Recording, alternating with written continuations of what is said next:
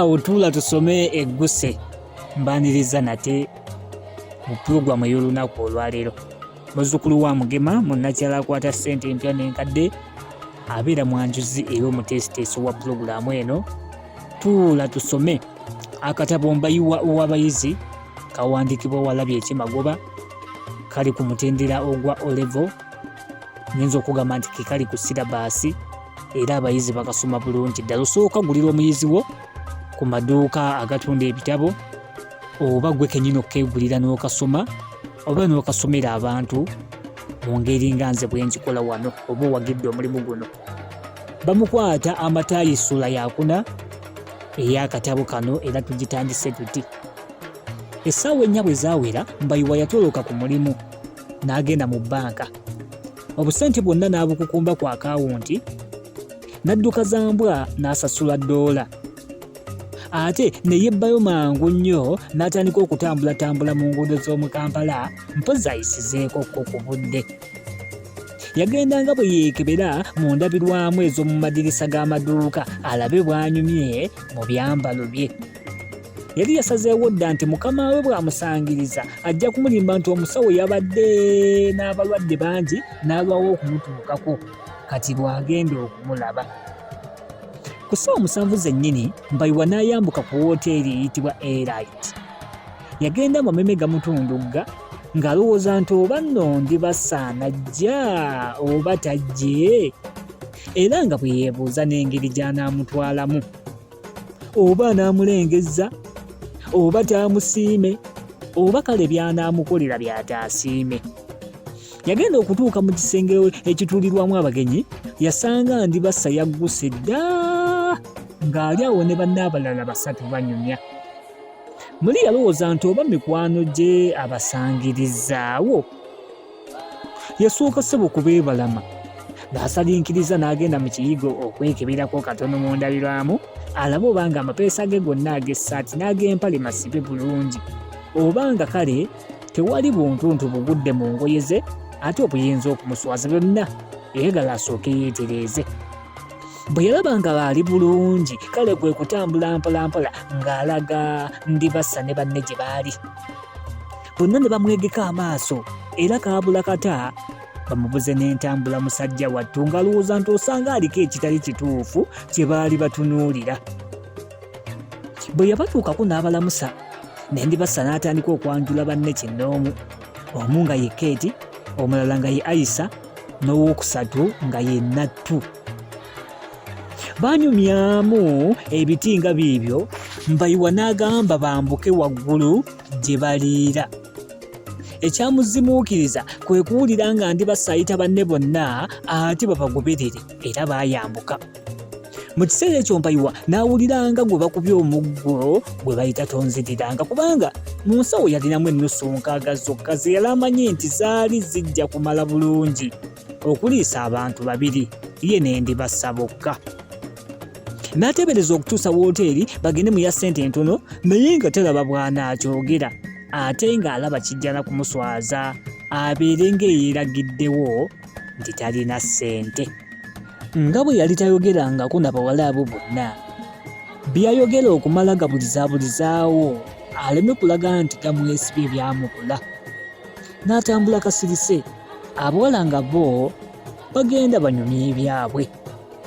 Bwe baatuuka mu ddiiro ne bafuna emmeeza emu ne bakkalira bulungi. Omuweereza teyabakandaliriza n'abakwangamanga akapapula ak'olukalala lw'emmere yali efumbiddwa ku olwo. Bonna bwe bamala okukasiigako eriiso ne batunuulira Mbayiwa. Ndibassa n'amugamba nti byonna by'onaasaba naffe bye tunaalya. Bw'atyo Ndibassa bwe yagamba Mbayiwa. Mbayiwa kwe kulimba Ndibassa nti tekiba kuba nti nabadde nkulagaanyiza okukusanga olwaliro saandize, omwattu omubiri gwange tegweyagala bulungi era mpulira olusujjasujja, ate nze kasita nfunamu ku musujja mba saagalira ddala kulya. Bw'atyo bwe yalimba omuwala. Awo abawala bonna ne bamusaasira naye nga tebassaayo nnyo mwoyo ku bulwadde bwe. Ye n'abagumye n'abagamba nti buli omu alagirize ky'ayagala, wabula yajja kubabeesabeesa nga balya. kyokka buli kye baasabanga ate nga Mbayiwa n'alaba n'omuweereza ng'akiwandiika muli yawuliranga ddala nga gwe bafumita akaso. Kale yabuuza Ndibassa nti kabbiya yeesi? Bw'atyo bwe yamubuuza.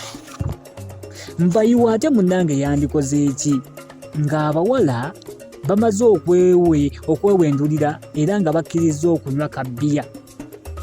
N'awenya kumuweereza, bwe yajja n'asaba ensimbi za bbiya alyoke amuleete. Essente Mbayiwa n'aziggyayo ennusu ennungi wazindaba 12 ze yamuwa. Kale zaali za ccupa 4 naye nno lwakuziggyayo kyokka nga si yaziggyayo. Anti nga muli yeebuuza gy'anajja ateeza okusasulira emmere nga talabirayo ddala ate nga atya okusaba okuyambibwako abawala bali. Yateebereza okubaddukako ate nga teyagala kufiirwa Ndibassa.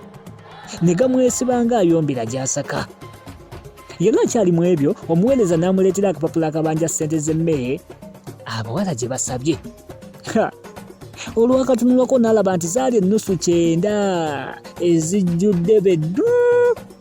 Omutwe ne gumwewattula, yeekaatudde mu mutwe, yeerumyerumye omumwa ogwa wansi, assizza n'ebikkowe, ebirowoozo ne bimwetippa.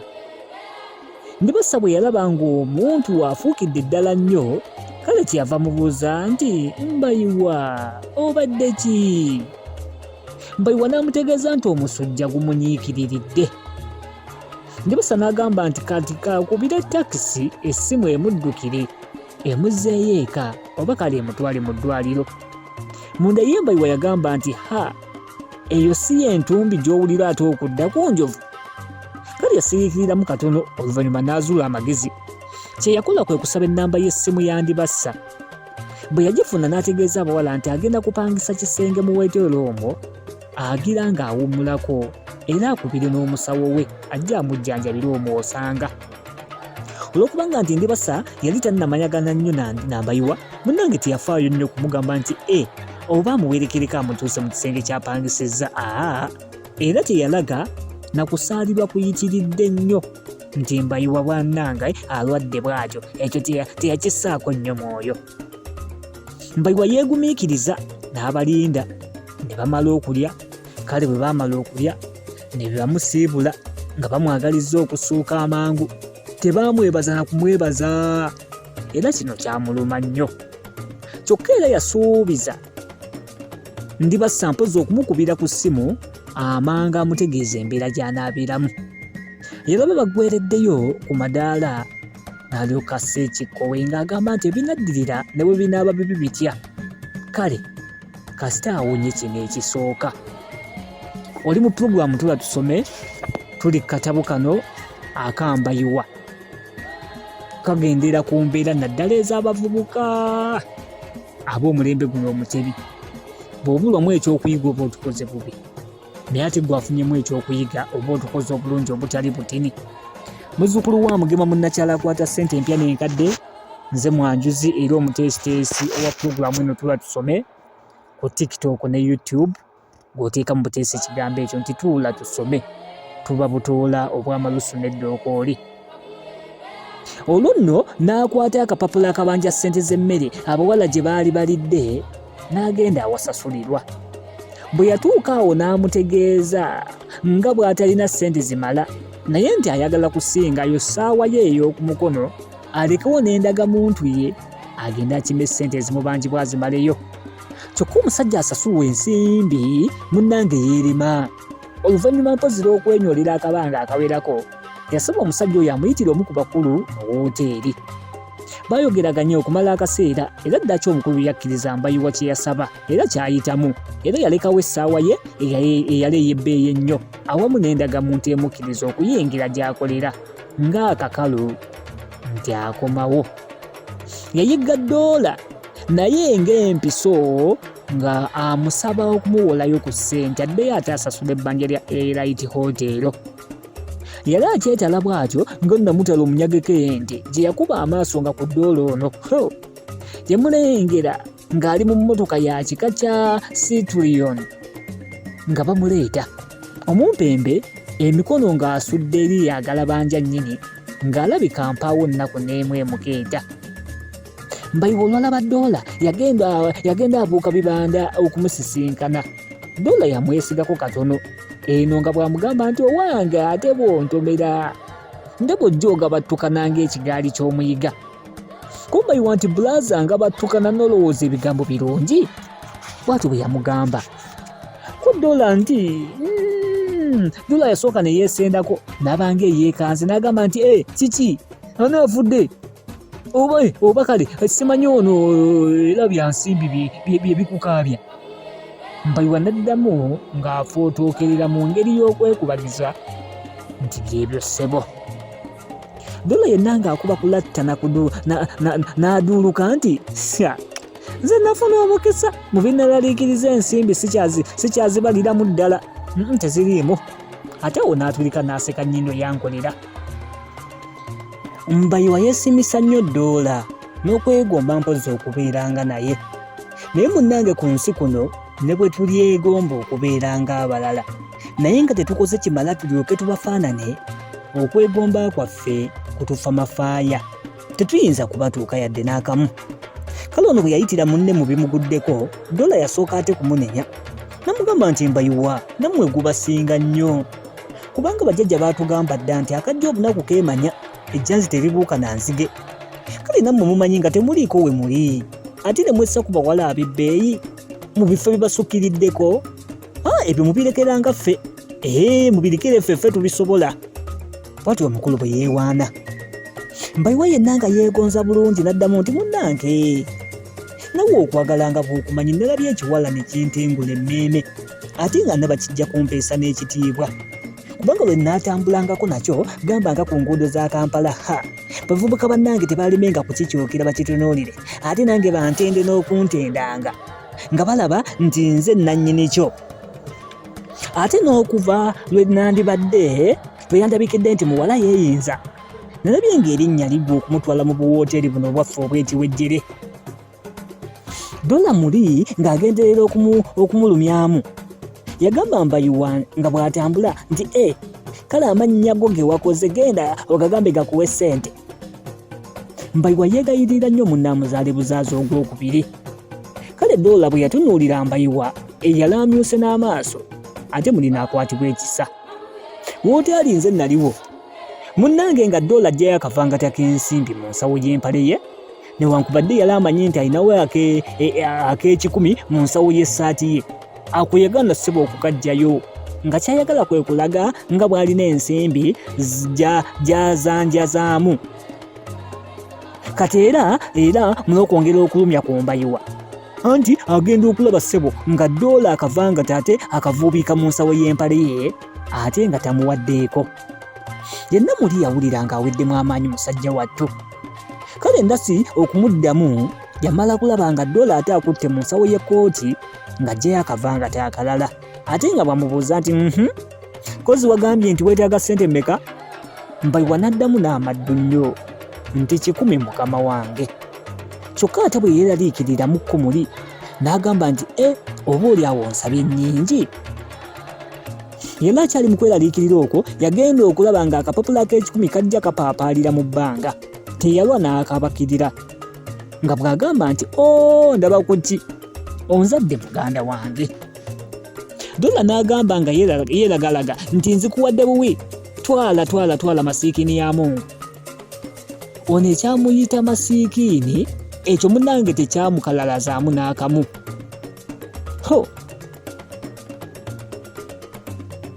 Ekyokumuyita masiikini Mbayiwa tekyamulumamu yadde n'omulundi n'ogumu. Awo Mbayiwa kyatayogera ng'akyakwebaza mpozzi nga takimanyi bumanya. Kale nga Doola yeeyisaako nti ekyo kitono nnyo naawe obuntu butini nnyo tubukola. Kale Mbayiwa olwafuna ssente ezo yadduka za mbwa yogayoga ku Elite Wootero ng'asasulayo ssente nabo nga bamuddiza bye yabalekera. Olwamala okusasula ebbanja n'adda ku woofiisi era yatandika okukola kyokka nga si yakola, anti ng'omutima gwonna guli wa Ndibassa.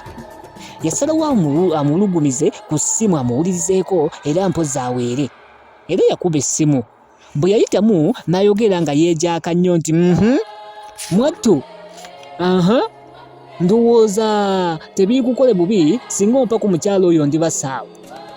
Eddoboozi lyamwanukula nti Ndibassa akola nnyo, si kyangu kumufuna, naye kangezeeko. Ekyo nno Mbayiwa bwe yakiwulira kyamuyisa bubi nnyo. Kyokka essimu yali tayagala kugissa wansi nga teyogedde na Ndibassa. Lwaki Ndibassa ate baamumuwa?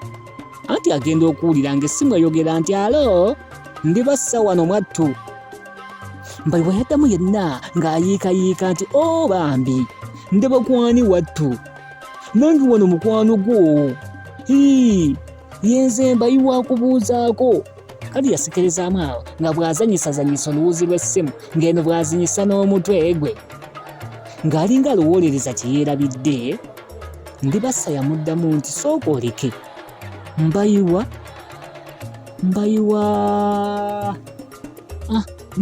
aliwa kozzi?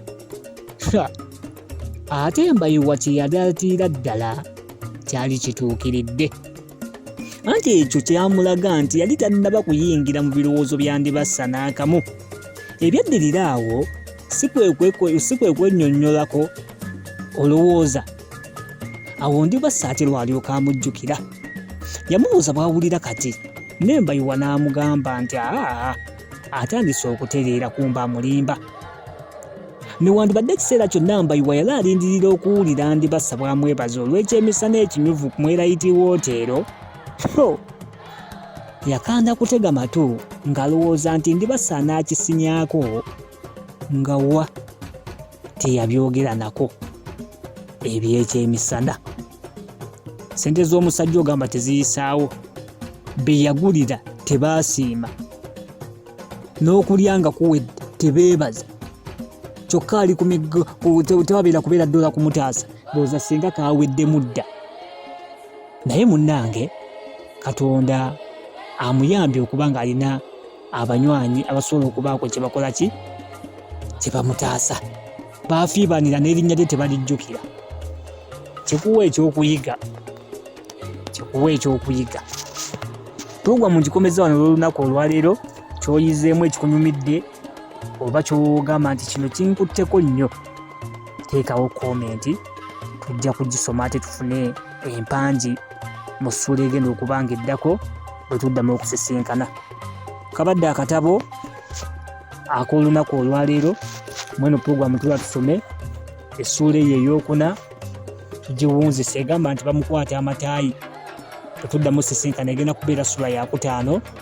Kuno tovaako. Basibulidde wano awangaale Ssaabasajja Kabaka.